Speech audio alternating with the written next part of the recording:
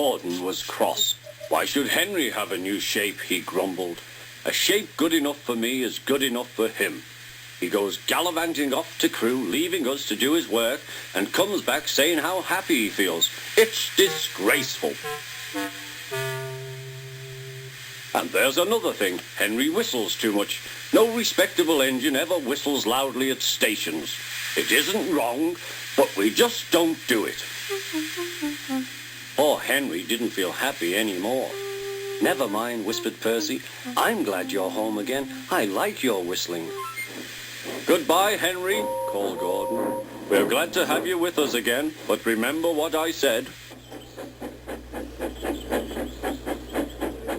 Later, Henry stopped at Edward's station. Hello, Henry, said Edward. You look splendid. I was pleased to hear your happy whistle yesterday. Thank you, Edward, smiled Henry. Shh, shh. Can you hear something? It sounds like Gordon, said Edward, and it ought to be Gordon. But Gordon never whistles like that. It was Gordon. He came rushing down the hill at a tremendous rate. He didn't look at Henry, and he didn't look at Edward. He screamed straight through the station and disappeared. Well, said Edward. It isn't wrong, chuckled Henry, but we just don't do it. And he told Edward what Gordon had said.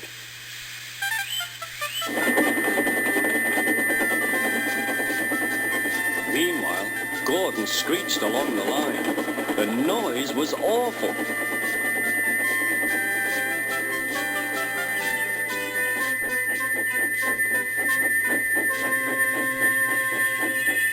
At the station, everyone held their ears. The fat controller held his ears too. Take him away, he bellowed, and stop that noise.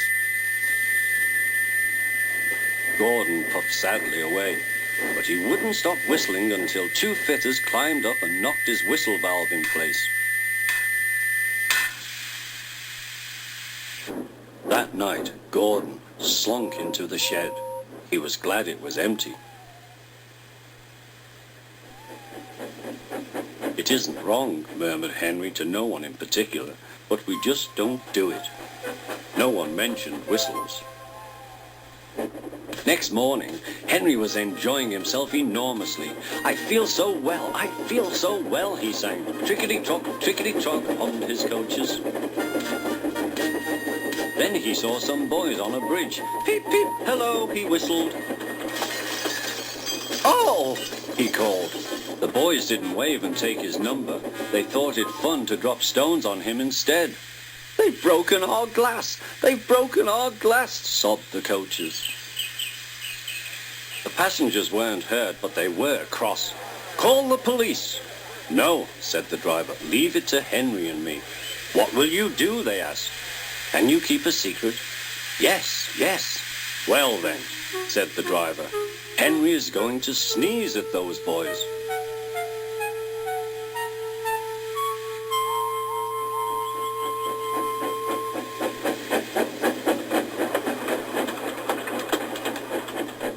Lots of people were waiting at the station just before the bridge. They wanted to see what would happen. Henry has plenty of ashes, said the driver. Please keep all windows shut till we have passed the bridge. Henry is as excited as we are, aren't you, old fellow? Henry was feeling stuffed up. Soon they could see the boys, and they all had stones. Are you ready, Henry, said his driver. Sneeze hard when I tell you. Now, he said. Achoo, shoo.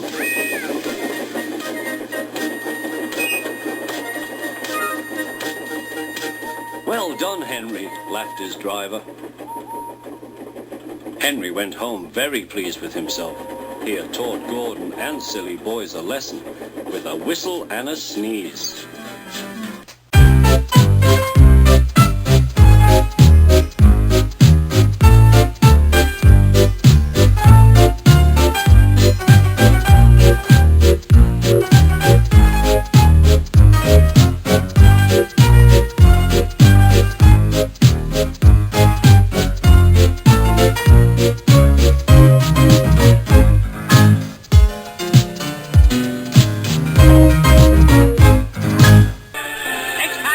Take the train!